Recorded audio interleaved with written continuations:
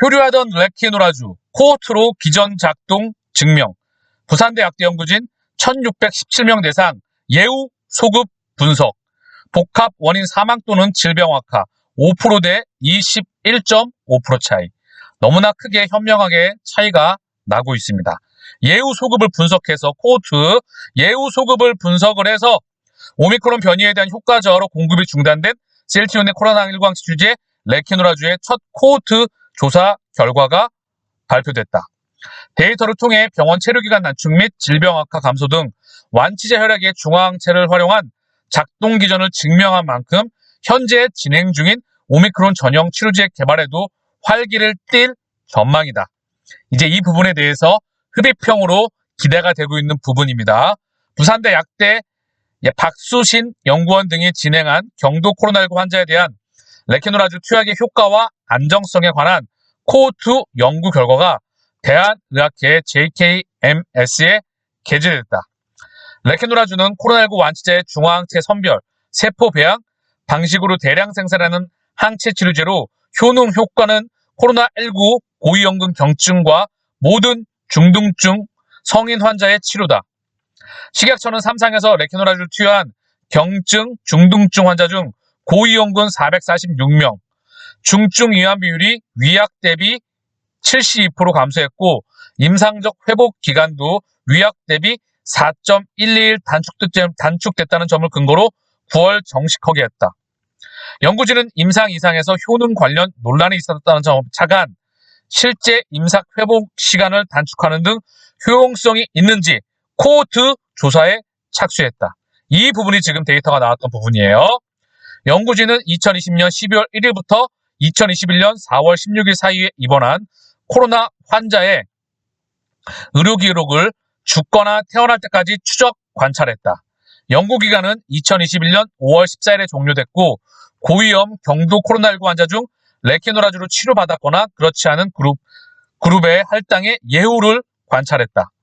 연구기간 중 입원한 환자 1617명 중 레키노라주 투여 가능 대상자는 970명이었는데 이 중 실제 투여군은 총 377명, 비투여군은 593명이었다. 분석 결과 투여군에서의 복합 원인 사망 또는 질병 악화는 19명, 5%에 그친 반면 비투여군은 81명으로 21.5% 증가했다.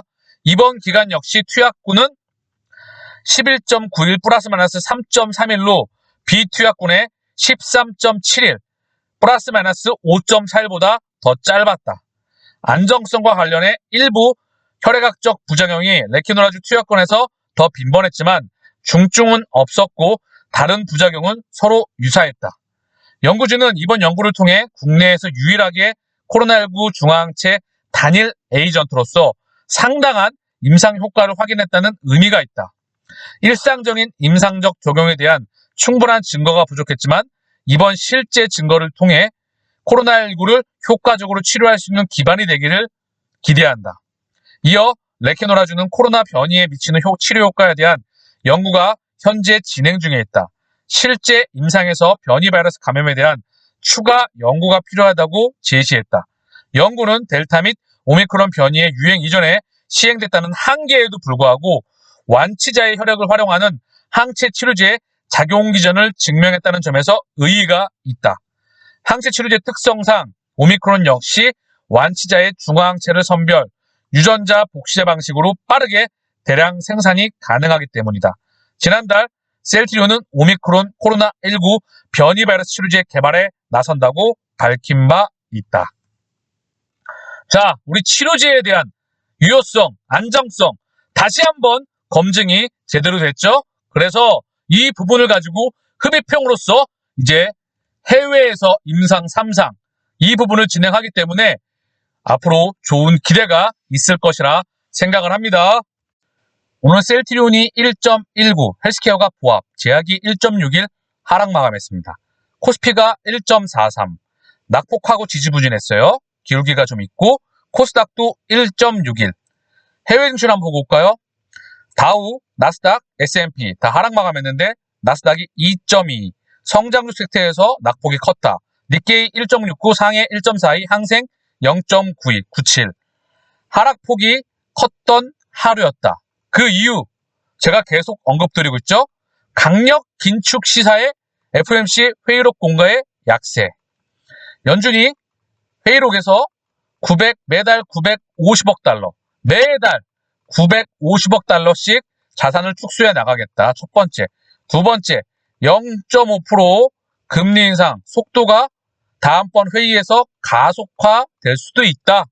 그러면서 긴축의 속도가 빨라질 수 있기 때문에 이 부분에 대한 우려로 시장이 크게 휘청였다. 그런데 제가 계속 이 부분에 대해서 이미 수십 번 언급을 드렸어요. 이 한 장에 모든 답안이 다 나와 있다 생각을 합니다. 저는요, 2005년도 0.8조였다. 연준의 자산이. 그만큼 연준의 자산이 탄탄했고 달러 또한 건강했다. 그런데 2008년 이후에 세 차례에 걸쳐서 긴 기간 동안 4.2조 플러스 마이너스 4,500조 이상의 전 세계 자금이 달러가 풀렸다. 그리고 이때 자금을 축소해 나갔다. 상당히 2016, 17, 18 연준의 자산 축소가 시작됐는데 이때도 시장이 많이 흔들렸었다. 변동성도 확대가 됐었다. 그런데 고작 줄인 금액은 1조 달러가 안 됐다. 지금 보이시죠? 8.8조 달러, 9조 달러에 가까운데 과연 얼마나 줄일 수 있을지. 물론 줄이긴 할 겁니다. 그런데 이때 많이 줄일 수 있었다면 당연히 여기서도 충분히 줄일 수 있는 기회가 있었다. 지금의 가속 페달은 정말 크다. 그래서 실물 경제와 자산 시장을 보면서 줄일 수밖에 없습니다. 이 자산을 줄인다는 건요, 전 세계 실물 경제와 금융 시장에 풀려 있는 인체의 혈액을 빼간다는 거예요. 빼가는데 너무 많이 빼가면 사람이 죽습니다. 그래서 이 부분을 모니터링하면서 지켜볼 수밖에 없다. 이게 팩트이자 저는 앞으로 예측의 큰 그림이라 생각을 합니다. 더불어 금리, 제가 계속 보여드리고 있어요. 금리의 시대가 끝나간다. 금리 이꼬르 경제 성장률 플러스 물가 상승률이다. 이 한 장에 사실 4차 산업의 모든 그림이 담겨 있습니다. 경제 성장률, 양적인 경제 성장률이 끝나간다. 고령화와 도시화로 인해서 이제 디지털의 세상이 계속해서 다가오고 있다. 앞으로의 세상은 0과 1이다. 그리고 인공지능과 블록체인 두 가지의 심장을 가지고 실물 경제와 융복합돼서 간다. 이게 큰 그림에 지금 금리가 다 담겨 있다. 잊지 마시고 크게 보시면서 동행하시기를 바라겠습니다. 자, 삼성전자의 차트예요. 지금 시황을 볼 때 조금 체킹을 해야 될 것 같아서 같이 한번 볼게요. 자, 이 부분 120 주봉을 오늘 이탈을 했어요. 그리고 주봉상 캔들 분석을 좀 해보면 여기가 좀 불안불안하죠? 지지라인이 조금 흔들리고 있습니다. 121선과 주봉상 지지라인을 오늘 좀 이탈을 했어요. 그래서 지금 여기가 이제 지지받을 수 있는 데가 많지 않은데 일단은 열어들어야 될까요? 변동성이 조금은 확대가 될 수 있어요. 시장 상황이, 대한민국 증시가. 그래서 일봉으로도 한번 봐볼게요. 조금 더 주봉을 펼쳐보면 자, 이 부분 그쵸? 요 라인이 이탈했는데 여기까지 열어두고 요 라인에서 지지를 좀 받았으면 합니다. 그래서 여기 이탈하면 요 라인이죠? 요 라인 지지가 그리 세지는 않는데요. 요 라인에서 여기까지 밀리지 말고 요 라인에서 안정을 좀 취했으면 좋겠습니다. 요 라인이요. 그래서 삼성전자가 안정을 취해줘야 대한민국의 증시가 전반적으로 안정이 됩니다. 대한민국 증시를 볼 때 삼성전자와 원달러 환율 이 두 가지를 봐야 된다. 삼성전자 이꼬르 D램 가격. 지금은 여기에 연준과 우크라이나 이슈가 더해져서 증시의 변동성이 확대가 됐다. 그리고 중요한 건 핵심은 뭐냐 하면 그동안에 지금 보시면 아시겠지만 이런 기울기는 거의 없습니다. 그쵸? 이 주봉으로 보면 코로나 팬데믹 이후에 이렇게 기울기가 급등이 나오면서 했던 부분은 거의 없었다. 그 부분이 사실 되돌려지고 있는 부분이다. 주봉으로 보면 더 명확하게 보인다. 그죠? 바로 이 부분이에요. 요 부분이 되돌려지는 거고, 요거 물량 소화하고 요 부근에서 안착을 좀 했으면 좋겠습니다. 합병보다는 결국 실적. 금강두님께서 글을 남겨주셨는데요. 같이 한번 볼게요. 5월에 합병 공시를 너무 기대하지는 않는 게 좋을 듯합니다. 5월부터 할 수 있다는 것이지 5월에 한다는 보장은 없으니 말이죠. 셀트리온 주가는 이벤트와 실적이 동반되어야 큰 상승이 나오지 이벤트만으로는 단기에 반짝하고 맙니다. 실적이 동반된 이벤트가 나와야 되겠죠. 그 근본과 인프라는 기업 가치의 성장에 있다. 코스피 이전 상승도 결국 램시마와 트룩시마가 유럽에서 폭발적인 성장을 하며 전년 대비 2배에 가까운 실적 성장이 동반되어 대시세가 나온 것이고, 2020년 상승도 트루시마 미국 매출 폭증으로 전년 대비 50% 이상 실적 성장과 코로나 치료제 이벤트가 동반되어 상승한 거죠. 정확하게 지금 지적을 하신 거예요.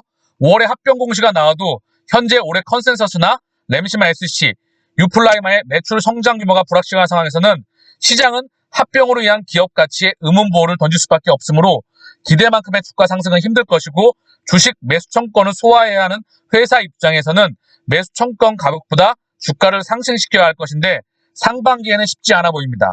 셀트리온의 진단키트 실적은 아무리 많이 나와도 시장은 일회성 매출로 판단할 것이 자명하고, 셀트리온 헬스케어의 램시마 SC, 유플라임의 매출 성장이 올해 셀트리온 그룹의 멀티플 상향의 핵심이죠. 셀트리온의 중심입니다. 램시마 SC, 유플라이마의 매출 성장. 그 중심 아래 진단키트도 저는 꽤 도움이 될 것이라 생각을 합니다. 작지 않게. 팬데믹에서 엔데믹으로 가고 병원의 시스템이 분리가 되고, 그리고 전 세계 풍토병으로 인정하면서 분위기가 형성이 된다면 그 기반 위에, 중요한 건 램시마 SC와 유플라이마 기반 위에 진단키트가 알파가 나오는 것이겠죠. 어디 게시판에서는 무슨 셀트리온 헬스케어 판권 회수에서 현지 유통사에 져야 된다고 진짜 공매 알바 같은 사람들의 헛소리도 나오는데, 셀트 헬스케어는 아무리 부정해도 시장에서 한 몸으로 봅니다. 바이오시밀러 시장은 화이자, 암젠 등 빅팜이 적극적으로 뛰어들며 확실히 경쟁이 심화된 것이 사실이고 인정하기 싫고 공매도의 논리 같지만, 셀트리온 그룹의 바이오시밀러 탑티어로서 부여되는 멀티플은 하향된 것이 현실이죠. 셀트리온 그룹은 결국 보여져야 됩니다. 후발 투자인 유플라이마 직파를 통하여 유의미한 매출을 달성할 수 있을지, 화이자, 룩시엔스가 후발 투자임에도 트룩시마를 추월한 것과 같은 영업 경쟁력을 보여줄 수 있는지, 바이오시밀러를 넘어선 바이오베터, 램시마 SC가 분기에 1000억 규모의 매출이 나와 셀트리온 헬스케어의 재고를 소진시키고 공급이 다시 시작될 수 있는지, 언제가 될지 모르겠지만 합병 공시는 하반기의 실적에 대한 기대치가 강하게 올라오고 현실화될 때 나올 것이라 보고, 5월에 당장 합병 공시가 나올 것이라는 섣부른 기대를 너무 하게 되면 실망감만 더 커져 투자에 방해가 될 수 있으니 합병보다 실적 성장을 기대하며 길게 보시고 투자하는 게 맞을 것 같습니다. 2017년도에도 상반기 내내 주가는 지독한 횡보를 보였지만 하반기 9월부터 엄청난 시세가 나왔죠. 횡보의 시간이 길수록 상승 에너지는 축적되고, 긍정적으로 생각하시고 주가는 너무 자주 보지 말고 지내다 보면 기다리던 때는 올 것입니다. 셀트리온 그룹의 역량을 믿습니다. 자, 우리의 큰 그림에서 지켜보자고요. 바이오시밀러 시장, 금강두님이 보는 것과 또 저의 보는 시각은 또 차이점이 있을 수 있을 거라 생각을 합니다. 바이오시밀러 경쟁이 심화될 수 있으나 생산, 그리고 임상, 판매, 그리고 이런 모든 부분에서 속도와 경쟁력 부분에서 가격 경쟁력이 무척 중요합니다. 원천 기술을 가지고 뻗어나가는 부분, 그리고 퍼스트 무버로서 시장을 나갈 수 있는 부분, 그리고 코로나 팬데믹에서 이 부분이 엔데믹으로 바뀌어나가면서 다시 한번 어떻게 나가는지 확인이 필요한 시점. 결국 기업가치 성장과 함께 합병으로서 큰 그림 두 가지가 어떻게 나가는지 수급으로서 따라붙을 것이라 생각을 합니다. 이 두 가지를 추적하다 보면 결국은 수급은 따라붙을 수밖에 없다.